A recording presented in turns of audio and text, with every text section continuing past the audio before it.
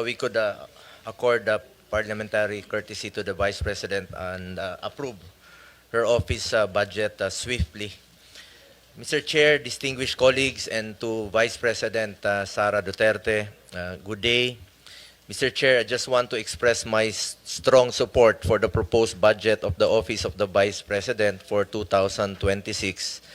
As a proud Dabawenyo, I have witnessed firsthand the remarkable work of the Vice President when she was still the Mayor of Davao City, and when she became Vice President, and I sincerely believe Vice President Duterte's initiatives have been instrumental in helping this government uplift lives and promote the welfare of all Filipinos.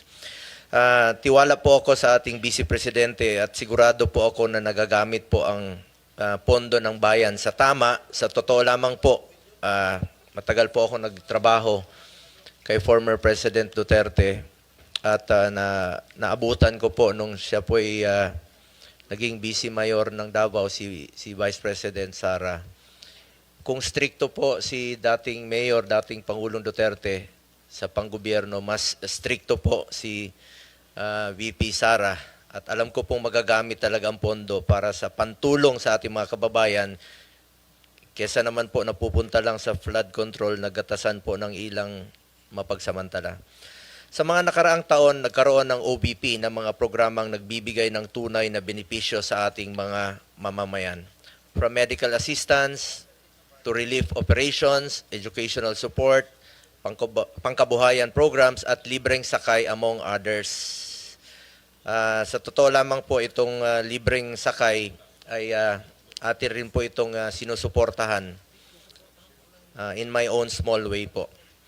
The Medical and Burial Assistance Program has assisted more than 187,000 beneficiaries when it was still given funding. In 2024, the OBP was able to distribute more than 144,000 to individuals in need.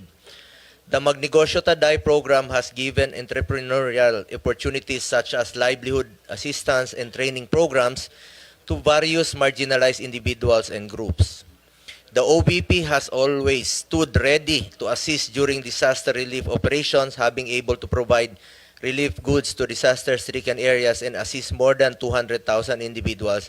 Nakikita ko rin po ito dahil ako mismo, umiikot rin po ako sa mga tinatamaan po ng bagyo. The OBP also has the Libreng Sakay program, which has served over 1 million passengers in Metro Manila, Bacolod, Cebu, and Davao. Ito po yung nabanggit ko kanina na atin pong sinusuportahan.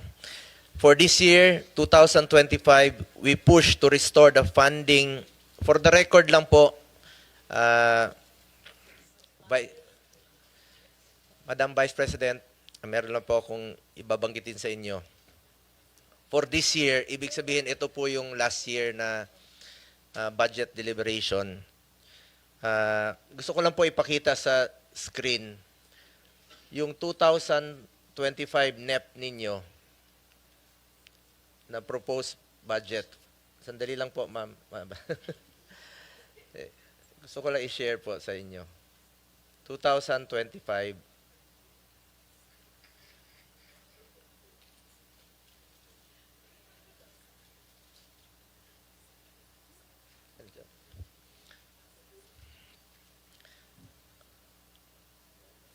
Hindi, yung 2000 NEP. Saan na yan? Ayun. Yung 2025 na NEP ninyo, yun po yung proposed budget ninyo for this year sa 2025. Pagdating po rito, after the GAB, ibig sabihin, after dumaan po sa lower house, ginawa pong 733 million. So, ibig po sabihin na nabawasan po pagdating dito sa Senado. Ito po yung sa 2025. We push to restore the funding for socio-economic programs of the OBP, which was cut by the lower house. Dahil alam natin na malaking tulong po ito sa mahalagang programa po ng OBP na may direktang benepisyo sa ating mga kababayan. From the proposed 2 billion in the NEP, the OBP only received 733 million in the 2025 GAA. hindi po napondohan at binawasan po ang pondo sa mga programa na pangtulong po sa ating mga kababayan. In fact, I wrote a letter to then Finance Chair Senator Grace po to restore funding for the OBP. Nakakalungkot lang po na hindi ito napagbigyan. Majority rules dito at minsan po'y small bycam po ang nagdi-decide. Marami po sanang matutulungan ito kung na-approve po itong budget. Ma'am, ayan po yung sulat ko for yung last year po. Sa totoo lang po, inihalal po ang Vice President hindi lamang para umupo sa pwesto at maging spare tire. Inihalal po siya para maging working Vice President para maglingkod at tumugon sa pangangailangan ng ating mga kababayan. That is why for next year, I urge the Senate to support the budget of the OVP in full. Napakaliit po ng increase. 1% lang po.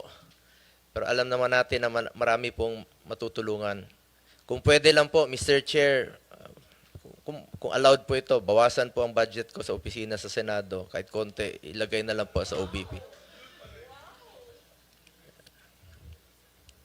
Mr. Chair, lahat tayo na sa gobyerno, public servants, we are meant to serve the Filipino people. Basic mandate po ang tumulong, lalo na po sa mga nangailangan ng social services. Nakikita ko po yan, mahaba po ang pila sa kanya mga satellite office. We must further empower and help BP's office to respond to the needs of the Filipino people, especially the marginalized sector. Muli, nais ko pong ipahayag ang aking suporta para sa budget ng OBP. Alang-alang na lang po sa mga kababayan nating mahirap, let's support her to be a working Vice President. Maraming salamat po. Maraming salamat, Senator Go. Next is Senator Marcos. Yes, karangalan at ligaya ko na makasama sa ibang mga project na ito. Kaya alam ko na talagang magaganda at tulong sa ating mga mamamayan ang ginagawa ng OVP.